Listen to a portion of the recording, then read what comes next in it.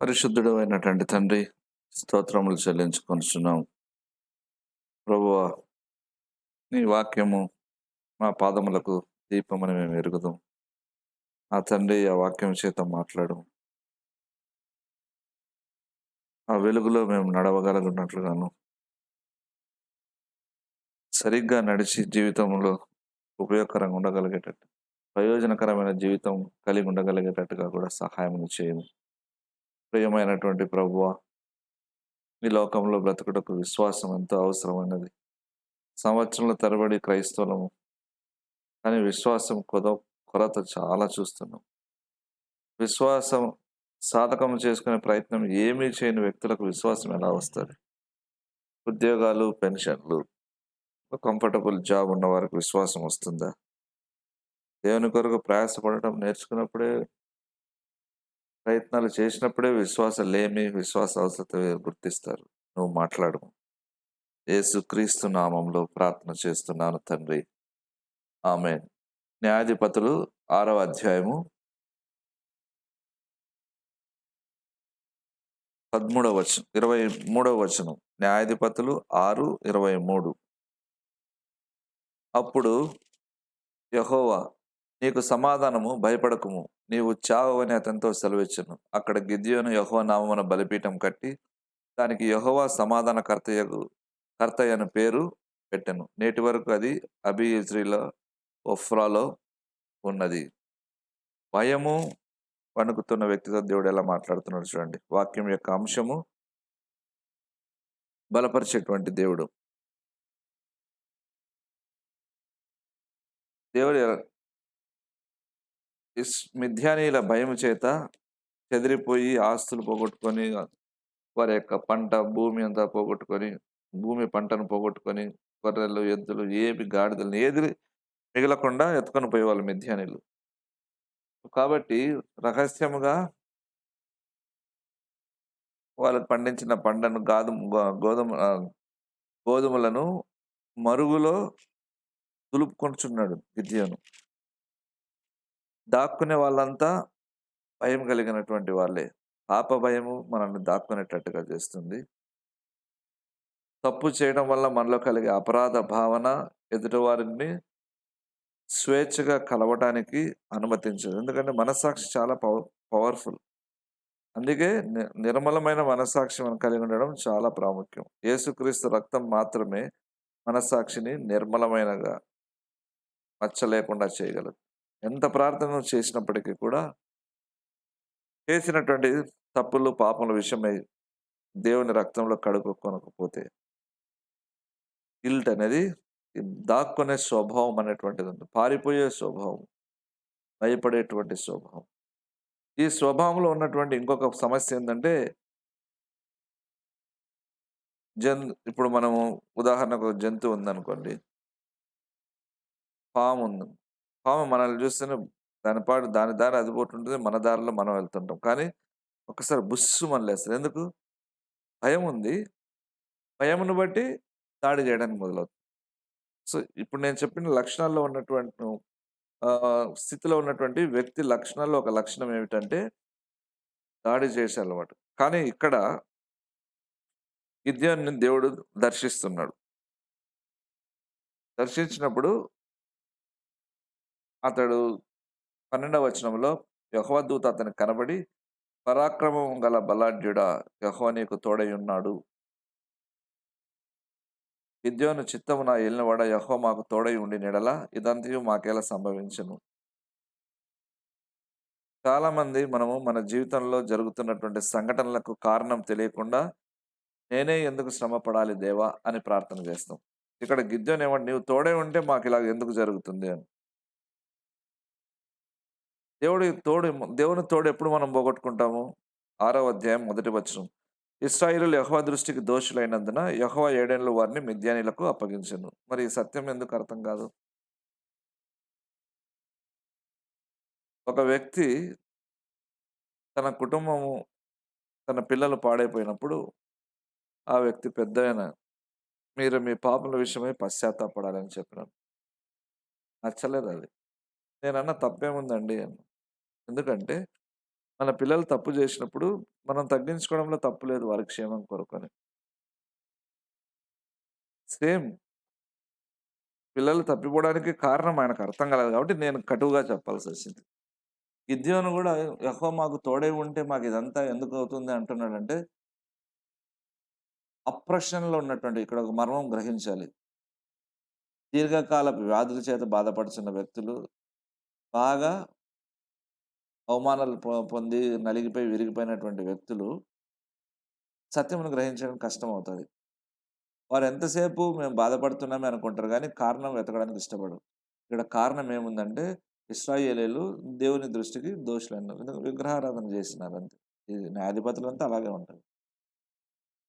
అందుకే ఒక వ్యక్తి తన కుమారుడిని పోగొట్టుకున్నాడు. ఒక 40 రోజుల తర్వాత వెళ్లి కలిసాను. యంగ్‌స్టర్ 19 ఇయర్స్ అబ్బాయి. నేనన్నాను, "2 విషయాలు ప్రార్థన చేయండి. ప్రభువా! మా అవిధేయత వలన మా కుమారుడు చనిపోయాడా? లేక ఇది నీవు అనుమతించినటువంటి శ్రమనా?" ఇంతకు మించి ఇంకేం చేయడానికి లేదు. దుఃఖము, బాధ. వాళ్ళ అమ్మ ఏడ్చి, ఏడ్చి గొంతులో మాట కూడా రావడం నెల రోజుల నుంచి ఏడుస్తూనే ఉంది. మాట రావడం లేదు నేను మాట్లాడుతున్నప్పుడు. ఏమి ఉపయోగం లేదు. 2 ప్రార్థనలు చేయండి. అవిధేయత వలన జరిగిందా? దీని వెనక నీ చిత్తం ఏమన్నా ఉందా ప్రభు? నువ్వు అనుమతించిందా? ఇది విశ్వాసి యొక్క ఆలోచన విధానం. ఇలాగుండాలి.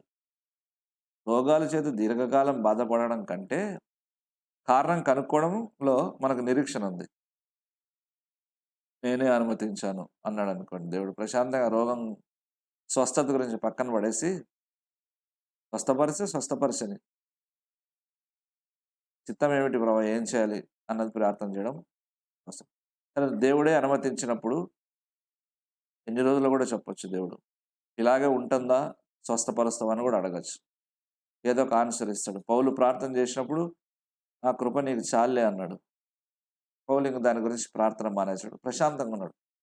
అలాగా మన సమస్యలకు కారణం మనం కనుక్కోకపోతే దేవుని దగ్గర గడిపి, మనకు నిరీక్షణ ఉండదు. జీవితకాలం అదే ప్రార్థన. ఎన్ని సంవత్సరాలు చేసినా ఆ సమస్య మీద జయం రాదు. కారణం ఏమిటి? సమస్యకు కారణం కనుక్కోలేదు కాబట్టి. జవాబిచ్చే దేవుని యొద్ద సరిగ్గా కనిపెట్టడం లేదు. కాబట్టి ఇక్కడ భయపడుతుంటే చచ్చిపోతానేమో అని భయపడుతున్నాడు. భయపడకము నీకు సమాధానం కలుగునంట. చర్చికి ఏం పేరు పెట్టాలని ప్రార్థన చేస్తున్నప్పుడు నాకు ఈ వాక్యం మీద 7వ అధ్యాయం 6వ అధ్యాయంలోనే ఉంది. యెహోవా సమాధానకర్త అని. యెహోవా షాలోమ్ అంటారు. దీని ఈ మెసేజ్ ప్రిపేర్ అవుతున్నప్పుడు దీని ద్వారా వచ్చినటువంటి వచనాన్ని బట్టి మన చర్చ్ పేరు పెట్టం. కాబట్టి నీకు సమాధానము భయపడకుము అంటారు.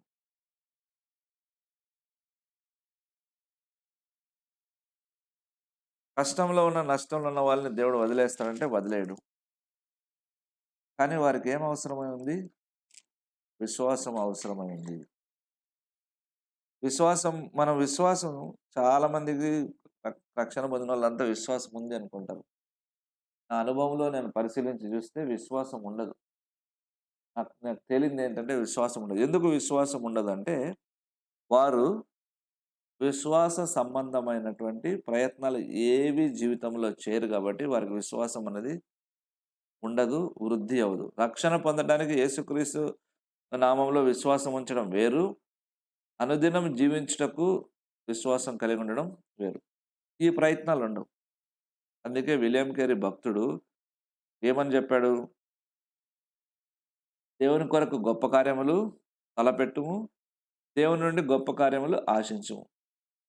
తలపెడితే కదా ఆశించేది. గొప్ప కార్యాలు చేయాలని ఉన్నదంటే దానికి విశ్వాసం కావాలి.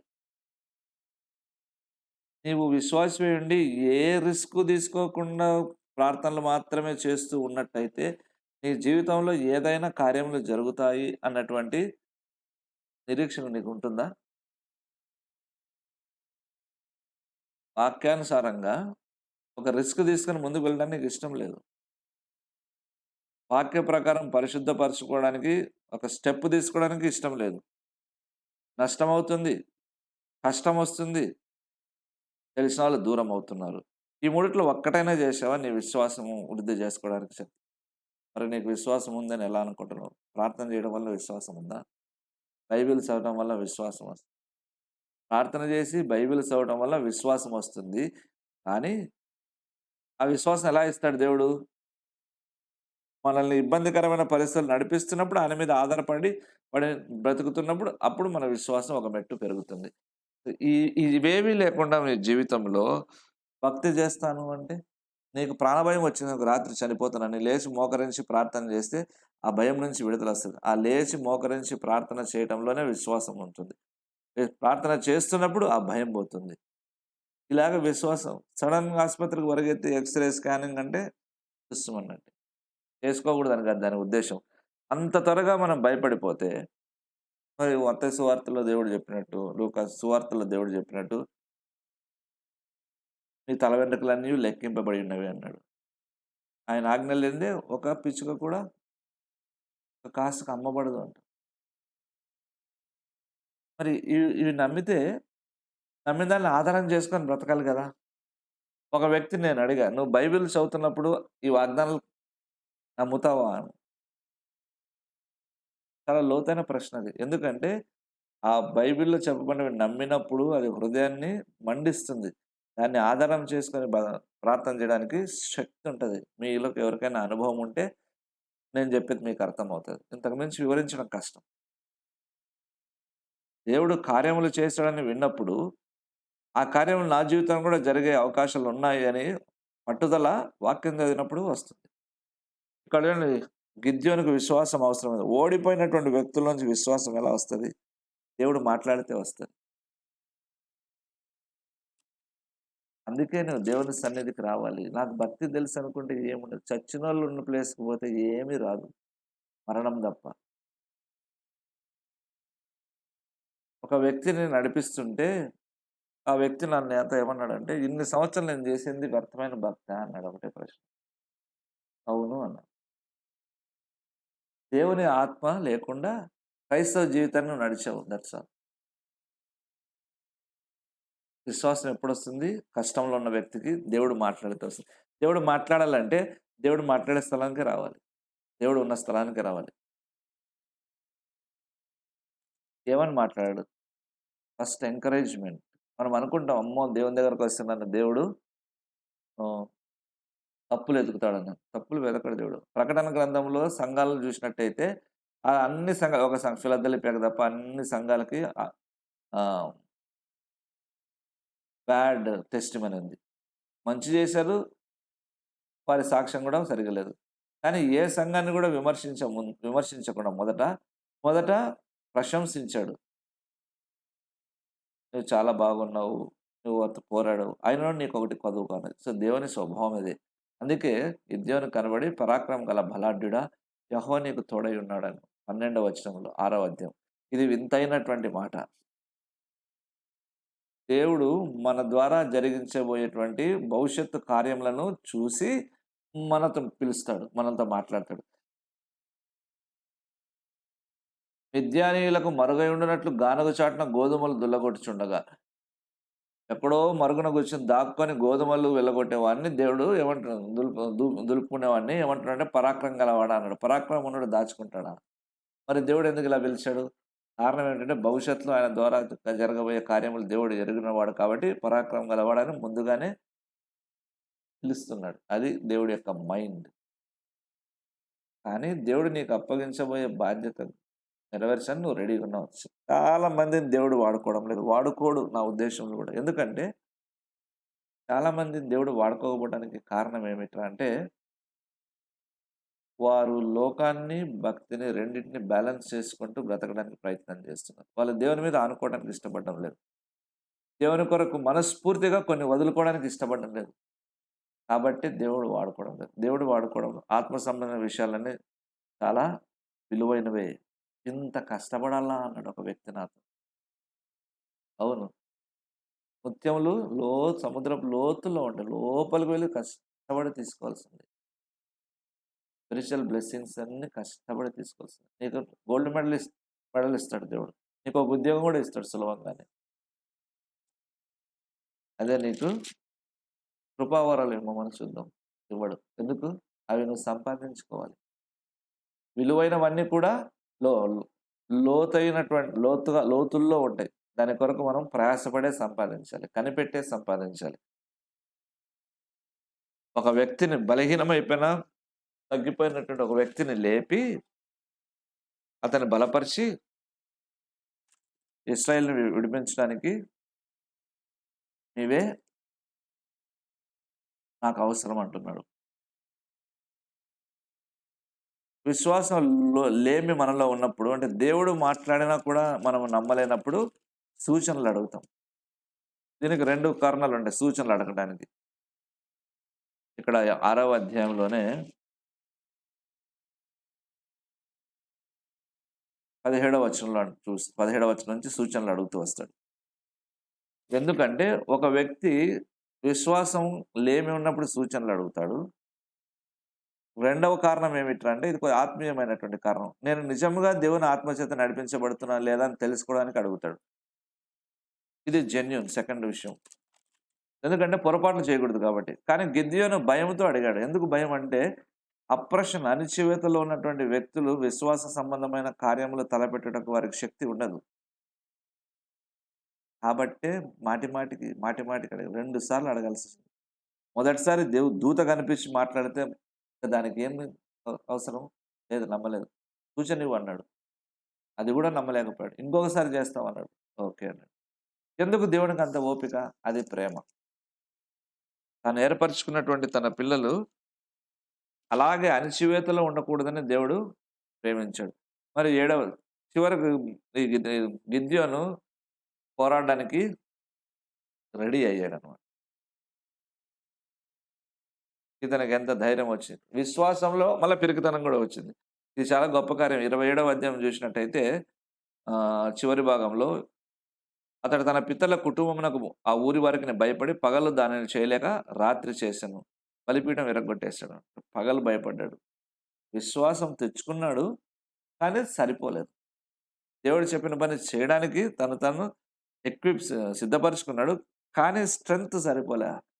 ఒక పెద్ద సేవకుడు కుమార్తె రష్యాలో చదువుకుంటూ ఇరాన్ దేశస్తులను దేవుని దగ్గర నడిపిస్తే చంపాలని ట్రై చేశారట ఈ పాపను. ఫోన్ చేసింది, డాడీ నేను ఏ రోజైనా చచ్చిపోవచ్చు, తిరిగి రాలేకపోవచ్చు అంటే, నీ యొక్క అభిషేకాన్ని నువ్వు ఎక్కువ చేసుకో అన్నాడు. అంటే ఇంక్రీజ్ ది అనాయింటింగ్ అన్నాడు. ఆయన చూడు, తక్కువ వచ్చేసేయి తర్వాత పోదు అనలేదు. ఇంక్రీజ్ ది అనాయింటింగ్ అన్నాడు. అంటే దేవుని సేవ దగ్గర గడపడాన్ని బట్టి నీకు అభిషేకం ఎక్కువైనప్పుడు పరిశుద్ధాత్మ వలన నువ్వు ధైర్యం పొందుతావు అని. కాబట్టి మనలో కూడా సమస్య వచ్చినప్పుడు కొన్ని దినములు పోరాడి దేవుని దగ్గర అభిషేకం పొంది ప్రపంచాన్ని ఎదుర్కోవాల్సి వస్తుంది. ఒక సేవకుడితో నేను చెప్పాను, నీకున్న సమస్య ఏమిటంటే ఫోకస్ లేని సేవ, గురి లేనటువంటి సేవ. దేని కొరకు సేవ చేస్తున్నావు? ఏమి చేయదలుచుకున్నావు? ఎక్కడికి రీచ్ అవ్వాలనుకున్నావు? ఆసక్తి ఉంది, నీకు శ్రద్ధ ఉంది, రోషం ఉంది, కష్టపడే స్వభావం ఉంది, కానీ నీకు ఫోకస్ మిస్ అయింది. క్రైస్తవుల జీవితాల్లో ఎందుకు మీలో చాలామంది రెగ్యులర్గా ప్రార్థనకు వస్తున్నారు నాకు చెప్పండి. ఎంతమందికి ఆన్సర్ ఉంది? ఓకే, మీకు ఆన్సర్ తెలిసిందే అది మీరు సాధించారా? మీరు ఆన్సర్ కొంతమంది ఏమి వచ్చంటే, మేము దేవుని భక్తిలో ఎదగడానికి, క్రీస్తు సారూప్యంలో బ్రతకడానికి అంటారు. ఓకే, తర్వాత ఆత్మలు సంపాదించడానికి. మరి అది సంపాదించారా? మీలో క్రీస్తు సారూప్యం ఉంది అని మనుషులు చూసారా? చూసి దేవుని మహింపరిచారా?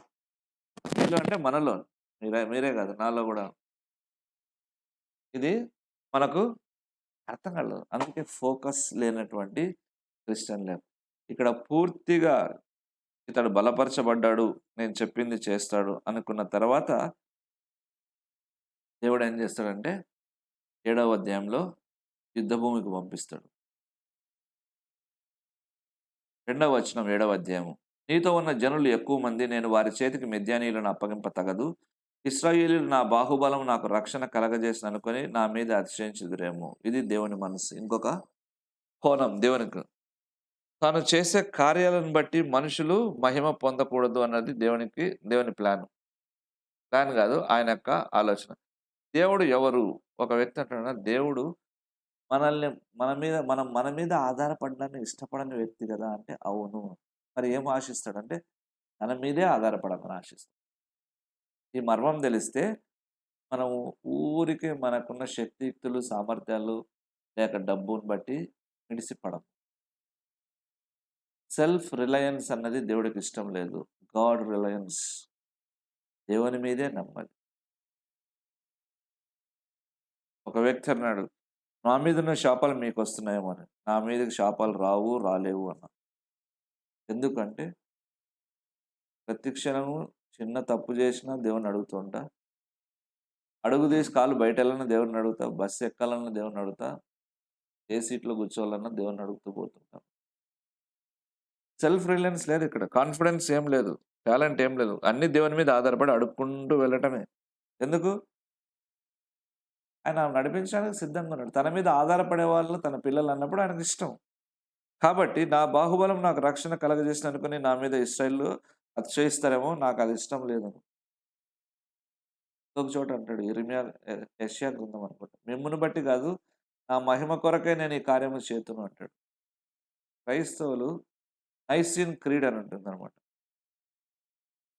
సిఎస్‌ఐ వాళ్ళకి బాగా తెలిసినందుకు ఆ నైసిన్ క్రీడ్ చదువుతుంటారు.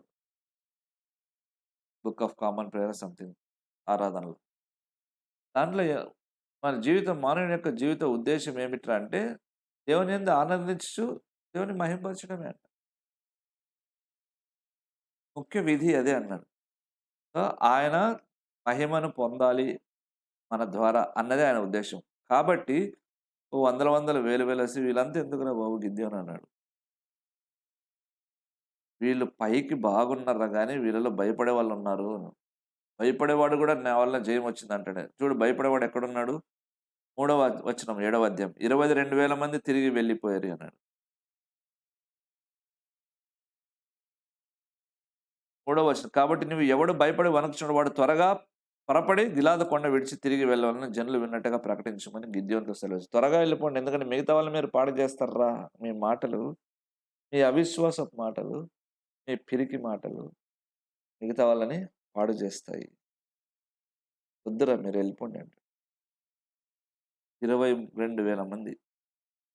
అంటే విశ్వాసం లేకుండా విశ్వాసం ఉన్నట్టుగా నటిస్తూ గుంపులో బ్రతుకుతున్నటువంటి దొంగలందరినీ దేవుడు బయటికి పంపించాడు. ఎందుకు? విశ్వాసలేమి ఉన్నటువంటి వాడు విశ్వాసం ఉన్న గుంపులో కలిసినప్పుడు మిగతా వాళ్ళని బలహీనపరుస్తాడు. మరి విశ్వాసం అంత వీకా అంటే విశ్వాసం అంత వీక్ కాదు. పరిశుద్ధాత్మ దేవుడు ఎంత సున్నితమైన వాడో కూడా ఇక్కడ మనం ఆలోచించాల్సొస్తుంది. దేవుడు తాను కల్పించుకొని కార్యములు చేయబోతున్నప్పుడు ప్రత్యేకత అన్నటువంటిది ఉంటుంది. ఆ పద్ధతులకు మనం లోబడాల్సిన అవసరం ఉంది. అందుకే మీటింగ్ వెళ్ళేటప్పుడు ప్రతి ఒక్కడు తన హృదయాన్ని శుద్ధి చేసుకోవాలి అంటాను. ఉపవాసాలు ఉండండి అంటాను. అపవిత్రత, అయోగ్యత, అవిశ్వాసము, సనుగుడు వీటన్నిటి నుంచి కడుక్కొని మీటింగ్స్ వచ్చినప్పుడు దేవుని ఆత్మ బలంగా పనిచేస్తాడు. 4వ వచనం 10,000 మంది ఉన్నారు. వీరు కూడా ఎక్కువరా బాబు. ఇక్కడ వీళ్ళకి 2 రకాలు. ఒకడు నాలుకతో నీళ్లు తాగుతున్నాడు, గతుకుతున్నాడంట. మోకాల్లోని గతుకుతున్నాడు. కాబట్టి దాంట్లో మళ్ళా 3,000 మంది పనికిరాని వాళ్ళున్నారు. 7వ వచనప్పుడు యెహోవా గతికిన 300 మనుషుల ద్వారా మిమ్మల్ని రక్షించెదను అన్నాడు.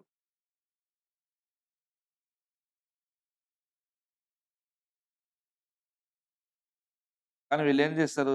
వీళ్ళు పోరాడతారా? వీళ్ళు పోరాడరా? దేవుడు కార్యాలు చేసేటప్పుడు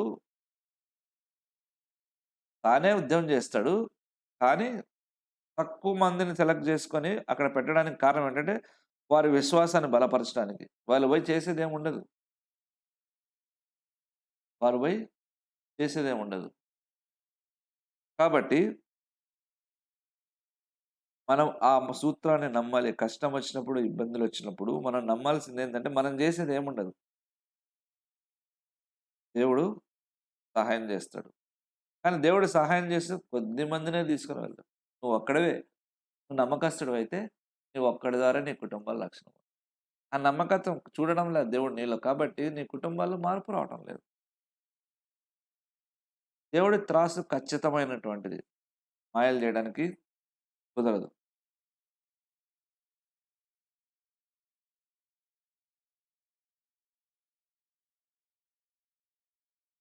ఇక్కడ విజయం ఎలాగొచ్చింది? 22వ వచనం 7వ అధ్యాయం.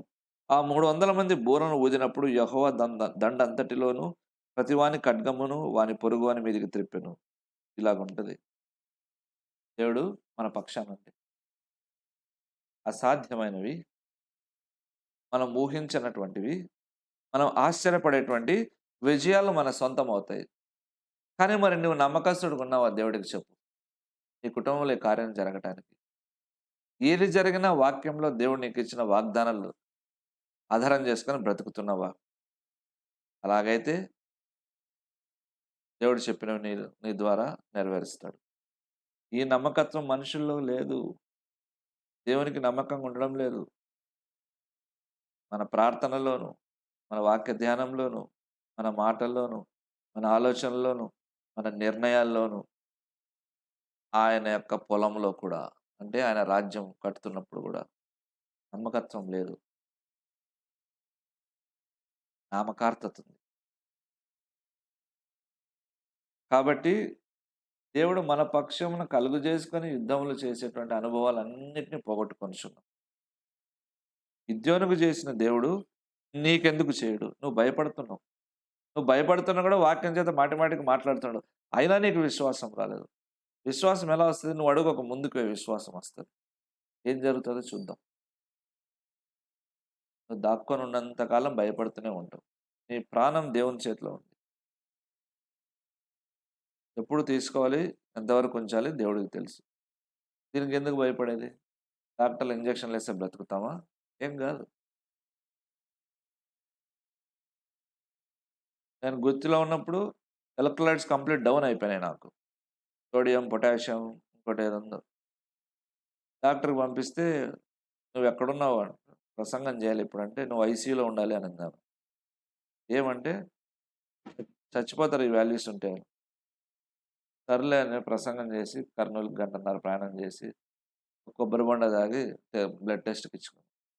మళ్ళా మామూలుగున్నాయి, నార్మల్‌గున్నాయి. చావు దేవుడు నిర్ణయిస్తాడు. మరి రిజల్ట్స్ ఎలాగుంటాయి మనకేమి. ఆ రిజల్ట్స్ తప్పో తెలీదు. ఏమిటి తప్పా రైటా అని అడిగితే 2 సార్లు చేసినాను సార్ అన్నాను. ఒకసారి కాదంట 2 సార్లు చేశా. వాళ్ళ డాక్టర్‌ని అడిగింది. సింప్టమ్స్ లేవు. అబ్నార్మల్ రిజల్ట్స్ పంపించేసాను. కాబట్టి కొన్నిసార్లు టాబ్లెట్స్ కాదు విశ్వాసమే విశ్వాసంతోనే మనం బ్రతకగలం. నీకు సమాధానము భయపడకుము. నీవు చావవని అతనితో సెలవిచ్చును. మనందరితో కూడా దేవుడు అదే మాట్లాడుతున్నాడు. మన దేవుడు మనల్ని బలపరిచేటువంటి వాడు. మన పక్షంగా యుద్ధములు చేయవాడు. ప్రార్థన చేసుకుందాం. పరలోకమందున్నటువంటి వాడా, నిజమైనటువంటి దేవా, గిద్యోనును బలపరిచినటువంటి వాడా, నీకు స్తోత్రములు చెల్లించుకుందాం. భయపడకము, నీకు సమాధానము, నీవు చావవు అని చెప్పినటువంటి దేవుడు. మరణ భయములు, శత్రు భయములు, అణచివేత వలన, అవమానం వలన ఒంటరి జీవితాలు అయినప్పటికీ పరాక్రమం గల బలాఢ్యుడా అని పిలుస్తాం. మా క్రీస్తులో మమ్మల్ని చూస్తున్నావు కాబట్టి మమ్మల్ని అలాంటి బిరుదులు ఇచ్చి మాట్లాడుతున్నావు. నేను నమ్మి పరిశుద్ధమైన బ్రతుకు బ్రతికేలా చేయి. నమ్మకత్వం లేదు ప్రభా, నమ్మకత్వం లేదు. మనుషులు నటన ఉన్నది. మార్చు, దేవుని కార్యాలు చూడగలిగేలా. యేసుక్రీస్తు నామములో ప్రార్థిస్తున్నాను తండ్రి. ఆమేన్. తండ్రి, కుమార, పరిశుద్ధాత్మ దేవుని అన్యోన్య సహవాసం మనకు తోడుండును గాక. ఆమేన్.